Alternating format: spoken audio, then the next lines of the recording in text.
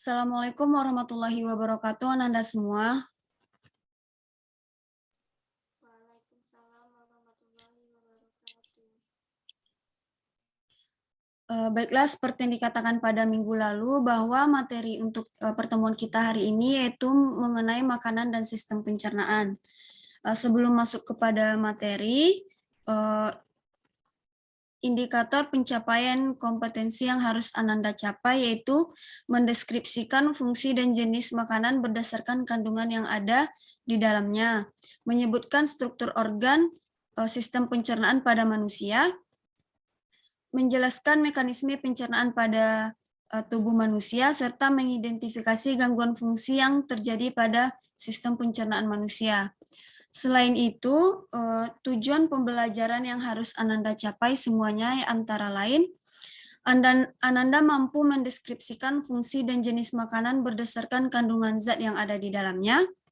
Ananda mampu menyebutkan struktur organ-organ sistem pencernaan pada manusia. Dan Ananda mampu menjelaskan mekanisme pencernaan pada manusia serta gangguan yang terjadi pada sistem pencernaan manusia. Sebelumnya, apakah sudah hadir semuanya di ruangan Zoom ini, Ananda?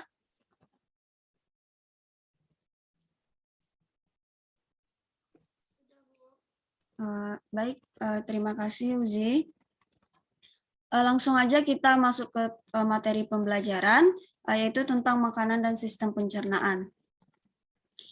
Nah, makanan ini mungkin sudah umum Ananda dengar pada materi pembelajaran, mungkin pada saat SMP juga Ananda sudah mempelajarinya, bahwa makanan ini adalah segala sesuatu yang mengandung zat atau unsur kimia yang dapat diubah menjadi gizi oleh tubuh kita yang diperlukan untuk sebagai sumber energi maupun pembangun tubuh serta pelindung dan pertahanan tubuh dalam segala penyakit tentunya.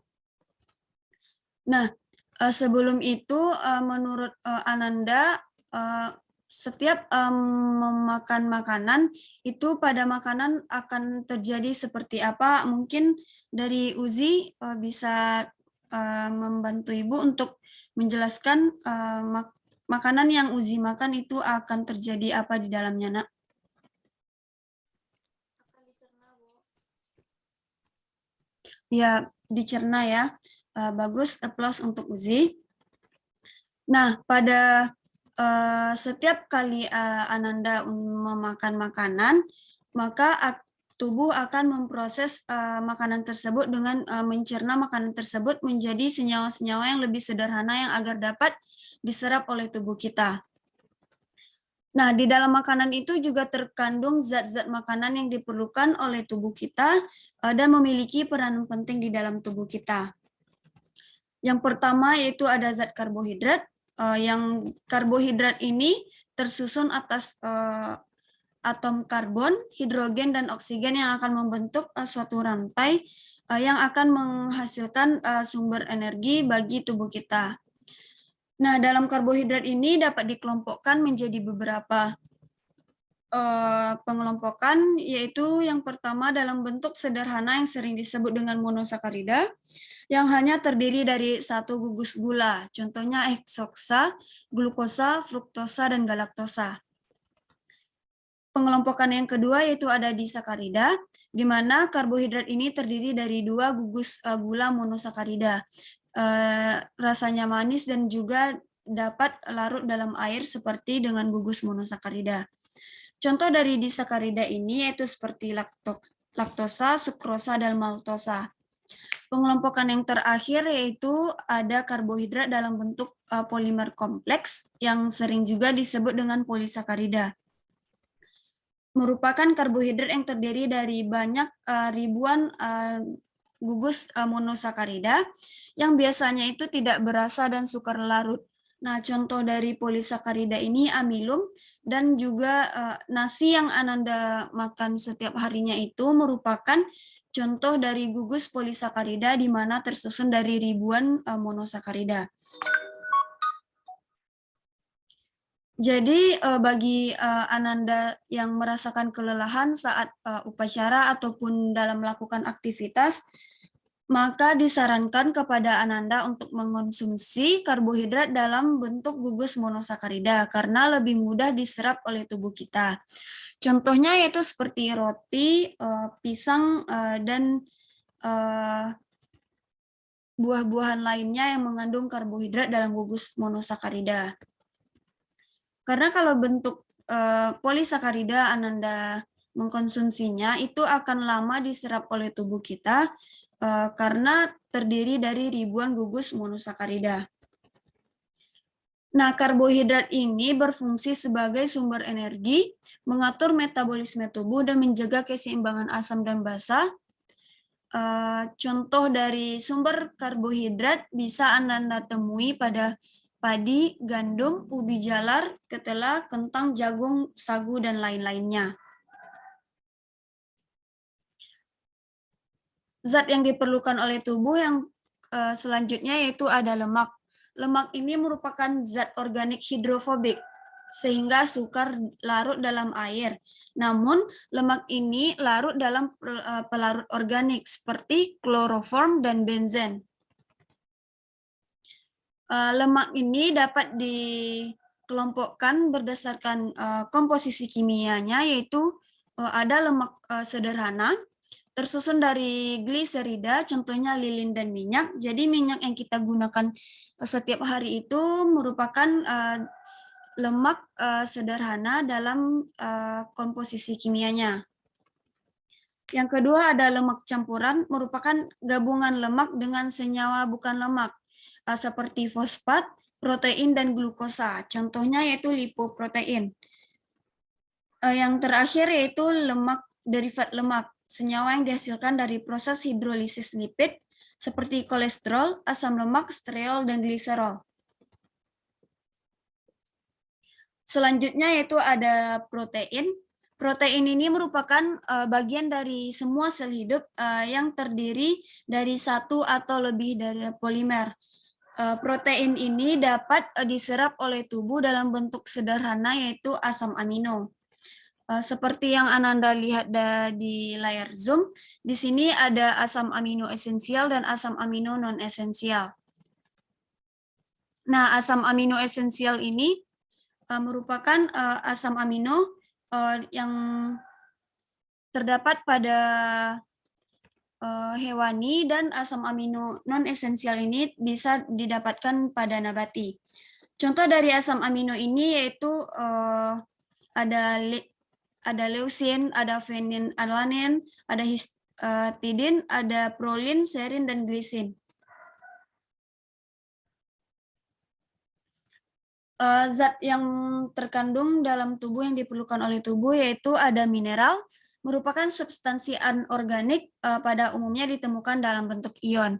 Nah, mineral ini Anda semuanya dapat dibagi menjadi dua golongan, yaitu mineral makro dan mineral mikro. Mineral makro seperti natrium, kalium, kalsium, dan mineral mikro seperti mangan, seng, kromium, dan molybdenum. Unsur yang diperlukan oleh tubuh selanjutnya yaitu ada vitamin. Vitamin ini merupakan unsur mikronutrien, artinya unsur vitamin ini tidak terlalu banyak dibutuhkan oleh tubuh, namun juga sangat berpenting dalam tubuh. Senyawa vitamin ini merupakan senyawa organik kompleks yang esensial untuk pertumbuhan dan fungsi biologis yang lain bagi makhluk hidup. Uzi, bisakah menyebutkan itu vitamin apa saja yang Uzi ketahui serta fungsinya?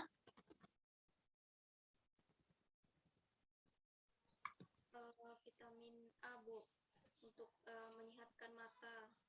Iya, bagus ya Uzi. Salah satu vitamin yang disebutkan Uzi tadi seperti vitamin A yang berfungsi untuk meningkatkan ketajaman mata dan menyehatkan mata.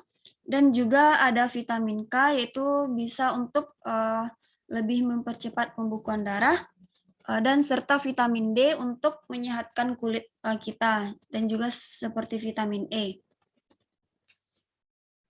Materi selanjutnya yaitu mengenai sistem pencernaan. Nah, sistem pencernaan ini juga erat kaitannya dengan zat-zat yang diperlukan oleh tubuh seperti yang kita bahas tadi, karena jika zat tersebut tidak lengkap, maka sistem pencernaan kita akan terganggu ya Nanda. Apa itu sistem pencernaan? Sistem pencernaan itu sendiri merupakan sistem yang memproses, mengubah makanan, dan menyerap sari makanan yang berupa nutrisi yang dibutuhkan oleh tubuh menjadi yang lebih sederhana agar dapat diserap dengan cepat. Nah, proses pencernaan makanan ini terbagi menjadi dua, yaitu bisa dalam bentuk mekanik dan secara kimiawi. Secara mekanik ini seperti proses pemecahan molekul-molekul makanan yang terjadi di dalam mulut dengan bantuan gigi. Sedangkan proses pencernaan secara kimiawi itu dibantu oleh enzim-enzim yang ada di dalam tubuh kita. Dalam memproses makanan ini terdapat beberapa proses yang meliputi ingesti, merupakan pemasukan makanan ke dalam tubuh melalui mulut. Ada mastikasi, merupakan proses mengunyah makanan oleh gigi. Ada deglutisi, proses menelan makanan di kerongkongan. Ada proses digesti, pengubahan makanan menjadi molekul yang lebih sederhana dengan bantuan enzim yang terdapat di lambung. Ada juga proses absorpsi dan defikasi, merupakan pengeluaran sisa makanan yang sudah tidak berguna lagi bagi tubuh. Di sini sebelum masuk kepada organ-organ pencernaan, adakah yang ingin ditanyakan sejauh ini terkait materi yang sudah dipaparkan Ananda semua? Tidak, Bu. Belum ada, Bu. Belum. Baiklah, selanjutnya itu kita akan membahas tentang organ-organ dalam sistem pencernaan serta proses yang terjadi di dalamnya. Adakah Ananda sekalian yang mengetahui apa saja organ dari sistem pencernaan kita? Ada, Bu. Silakan Maida disebutkan Anda. Mulut, Ya.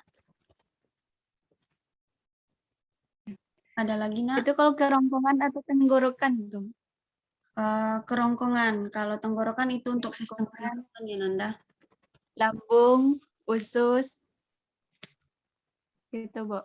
Ya, bagus sekali ya Maida. Tepat sekali jawabannya. Untuk organ-organ sistem pencernaan ini, seperti yang disebutkan Maida tadi, ada mulut, ada kerongkongan, ada lambung, ada usus halus nantinya ya. Nah, kita bahas satu persatu. Yang pertama ada mulut. Di dalam mulut itu terdapat beberapa alat yang berperan dalam proses pencernaan seperti gigi, lidah, dan kelenjar ludah atau glandula saliva yang akan membantu dalam memproses makanan kita. Dalam kelenjar lidah itu akan menghasilkan saliva yang akan membantu melumat makanan yang terdapat makanan yang kita makan nantinya. Seperti ini gambaran dari organ mulut kita. Ada gigi yang terbagi menjadi ada gigi kanim, premolars dan molars, ada lidah, dan juga ada kelenjar salivari. Nah, selanjutnya yaitu ada kerongkongan. Di kerongkongan ini akan menghantarkan nantinya bahan makanan yang sudah kita makan dari faring ke lambung dengan gerakan peristaltik esofagus. Nah, ini gambar dari proses yang terjadi pada kerongkongan kita. Ada lidah yang membantu untuk mendorong makanan masuk ke kerongkongan, serta adanya gerakan peristaltik nantinya, dan juga di sini ketika laring itu membuka maka epiglotis itu akan menutup sehingga makanan bisa masuk ke dalam esofagus. Organ selanjutnya yaitu ada lambung. Di dalam lambung ini terbagi menjadi 3, ada kardia, fundus, dan filorosus, yang nantinya akan berfungsi mencerna makanan dengan gerakan otot lambung hingga menjadi bubur kim. Nah, di dalam lambung ini juga terdapat getah lambung, yaitu zat-zat kimia yang sebagian besar terdiri atas air, asam lambung atau HCl, serta enzim renin. Jadi jika Ananda semuanya telat makan atau tidak memakan makanan yang berat, maka nanti akan menyebabkan atau memicu terjadinya peningkatan asam lambung yang akan berdampak besar pada lambung Ananda sekalian, yaitu menipisnya dinding lambung, sehingga akan menimbulkan berbagai macam penyakit seperti tukak lambung dan sebagainya. Untuk lebih memahaminya, ini struktur gambar dari lambung. Ada esofagus, tempat penghubung antara kerongkongan dengan lambung, ada dinding lambung, ada bagian otot dari lambung ini yang akan membantu lebih memudahkan untuk mencerna makanan, ada pilerus dan ada duodenum. Nah, selanjutnya itu ada usus halus. Usus halus ini terbagi menjadi 3 bagian, di antaranya ada duodenum, usus 12 jari, ada jejunum, usus kosong, dan ada ileum, usus penyerapan. Nah, usus halus ini merupakan saluran yang berkelok-kelok nantinya yang akan ada banyak lipatan yang disebut dengan villi atau jonjot usus. Pada ileum atau usus penyerapan ini terjadi suatu proses penyerapan di mana hasil-hasil dari makanan yang diserap oleh tubuh tadi akan diserap kembali oleh ileum dan akan dibuang atau defekasi sisa pembuangan tersebut pada rektum. Nah, pada usus ini juga terdapat beberapa enzim seperti enzim maltase, sukrase, dan laktase, di mana fungsinya yaitu sebagai mempercepat proses pemecahan, membantu mempercepat pemecahan maltosa menjadi glukosa, membantu mempercepat proses pemecahan laktosa menjadi glukosa dan galaktosa, dan sebagainya. Ini struktur dari duodenum dan jejunum, usus besar, ileum, dan berakhir di rektum. Seperti ini gambar dari usus halus ini sendiri yang seperti berkelok-kelok dan berjonjot-jonjot. Nah, selanjutnya yaitu usus besar. Usus besar ini terdiri dari kolon dan usus besar mendatar atau kolon transversum, usus besar turun, kolon descendens, dan usus besar ini juga memiliki fungsi seperti mengatur kadar air pada sisa makanan, melepaskan garam, serta membusukkan makanan dengan bantuan bakteri E. coli. Jadi di dalam tubuh kita itu juga terdapat bakteri baik yang disebut dengan bakteri Escherichia coli yang akan membantu proses pencernaan makanan kita dengan membusukkan makanan yang ada di dalam usus. Nah, Ananda sekalian, ini merupakan secara umum proses pencernaan makanan kita, dimulai dari mulut, dibantu oleh lidah, yang didorong ke dalam kerongkongan, serta akan memasuki usus. Di dalam usus ini terjadi serangkaian proses pencernaan makanan yang akan dibantu oleh enzim-enzim yang sudah Ibu sebutkan tadi.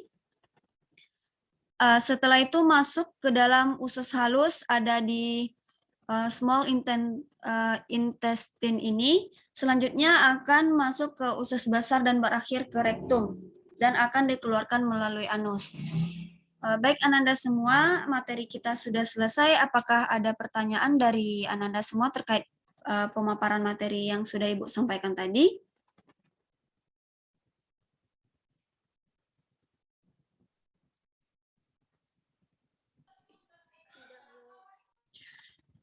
Jika tidak ada, maka untuk penutupan pembelajaran kita kali ini, karena kita sudah menggunakan kurikulum baru ya Ananda, kurikulum K13, maka Ibu akan memberikan Ananda tugas mengenai sistem pencernaan ini.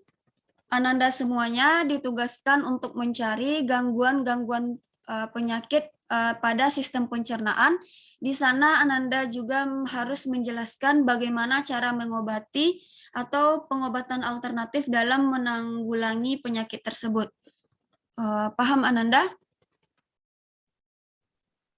Paham, Bu. Paham ya.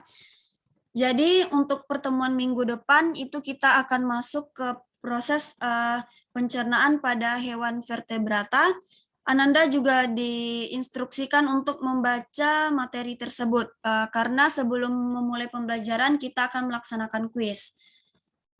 Baik Ananda, jika tidak ada pertanyaan pada pertemuan kali ini, Ibu tutup dengan membaca Alhamdulillahirabbil alamin. Assalamualaikum warahmatullahi wabarakatuh.